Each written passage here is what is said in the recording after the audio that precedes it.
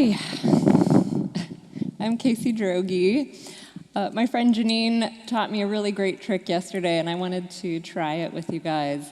So if you are in the audience or if you're at home watching, would you mind standing up for just a second? Perfect. Beautiful, thank you so much. All right, sit back down. Great. So now we can all agree that I have moved you today. Just kidding. Okay, I do have a talk for you. Let me just adjust this so that I don't lose you. All right. So I am born and raised in Pittsburgh. I grew up on the north side. I was raised by, raised by two artists and a mime. Anybody else? No? Okay.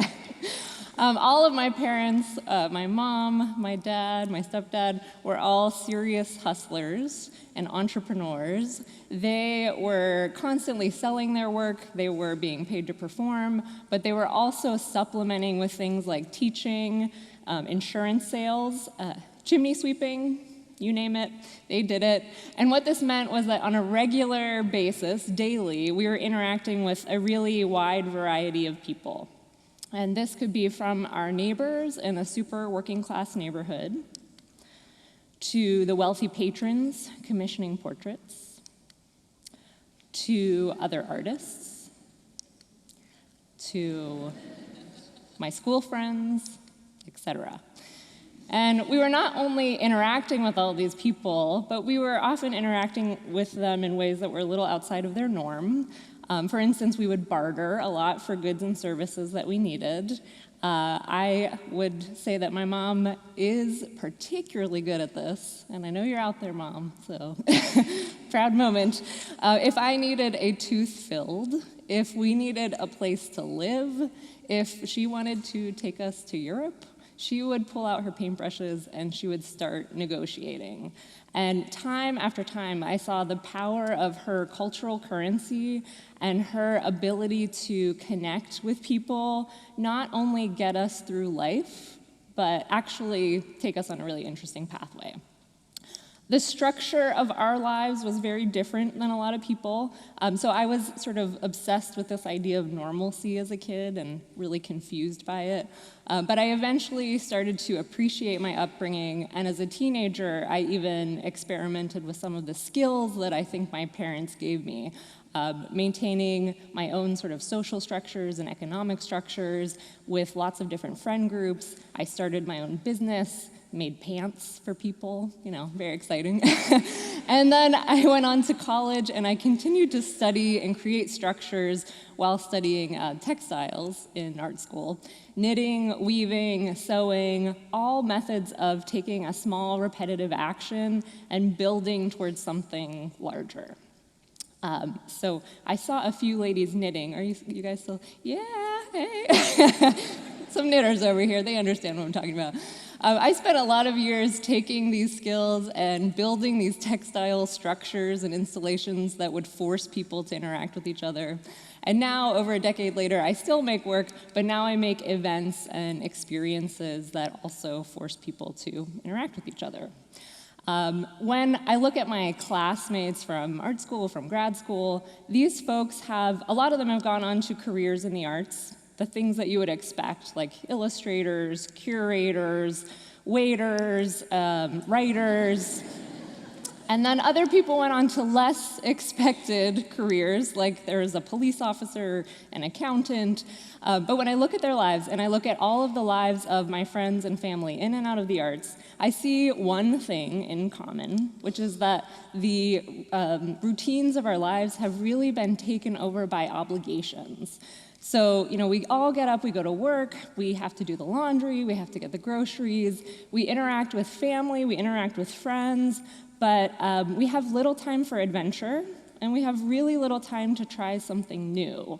We're often at the point, I know I am, that, you know, a change in my routine is seen as a nuisance and not as an opportunity. Does anybody know that feeling? Yeah, right? Time and money dictating all, right? So I think about this a lot like knitting a sweater, Knit, knit, knit, yeah, just like you're doing. So you're knit, knit, knit every day, you're knitting along. But if you're just going along and you don't think about it, you end up with something that is sort of like this. It's very plain, simple, hard to see. If you pause and you think a little bit about what you're doing and you try a new stitch, maybe grab a different material, maybe think about how you can change your patterns up a little bit, you could end up with something more like this. It's very beautiful, right? So I realize now that my parents were really into patterned sweaters. Side note, if you see my mom, she is wearing a lot of patterns today. So they were constantly exposing themselves to new stitches, to different people, to lots of ideas, and they were creating really unconventional sweaters. And I take a look at that now, and I think that's amazing, and I would really like to emulate it. So as an artist and a cultural producer, I strive to create spaces where those moments of change can actually occur, where a person is introduced to an idea or another person, and in that moment, they can be introduced to a little bit of texture or a change of pattern in their lives somehow. It's very exciting, right? An example, you ask. An example is 6x8, which is a roving themed dinner series. This moves around the city. The rules are simple. For each event, I have 6 artists that present for 5 minutes apiece about their work as it connects to the theme of the night. And themes have ranged from things like sound to an arm and a leg to vegetable, all over the place. So we have 6 artists present. We have a meal that is connected to that theme, and then the audience is invited to join in. And the audience gets to partake in the meal, they get to hang out, talk to people, and always meet new people. So the artists that I bring are all kinds of different artists: visual artists, performing artists, fashion designers, you name it. Emerging artists to MacArthur geniuses. And there's this great range in the presenters, but there's also this great range in the audience. So I try to invite individuals and organizations, particularly people who are not usually involved in the arts community, with the goal of creating a truly diverse audience. Because 6x8 is really about building relationships. And over the last couple of years, I've taken the time to collect over 1,000 testimonials to try to map the impact of something like this. I found that artists obviously benefit. So they get exhibits, they are asked to speak, they find collaborators, they build an audience. But what's interesting is that the audience members also gain really great connections. The events are completely open. There's really no structure. There's no assigned seating. There's no question and answer session. So people start to begin a conversation, and that conversation becomes something in the city, a project, an opportunity later on, and that is about sparking ideas, pushing a chain reaction. And as a model, I think that 6x8 is really successful at creating a stronger, brighter social fabric in Pittsburgh. So you should come to dinner, but if you were to come, I would say I can't guarantee that your life will be forever changed. What I can say is that you should consider that moment when you're intersecting with a new person for the first time. There is immense power in that moment. You have the opportunity to start to make some new patterns. And if you don't want to start there, and if you don't want to listen to a bunch of artists talk about their work, or you don't want to learn how to knit, I totally understand that. If you don't want to be extroverted, great. But consider the fact that we live in this world of extreme market segmentation, and every day we are constantly being sized up and cataloged by these algorithms. And if you pause and you break that routine, there can be a really big impact. So start with something small, go to a different grocery store, try a really terrible one on the north side, I recommend it. Go to the bar alone, take a different bus, take the bus without your headphones, take your kids to a different playground.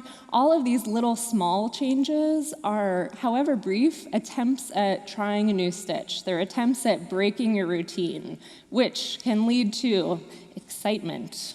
It can lead to gratitude.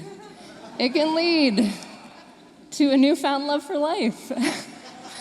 These are amazing moments. These encounters can really build, and I would encourage you to consider, changing your pattern, trying a new stitch. It can be really exciting.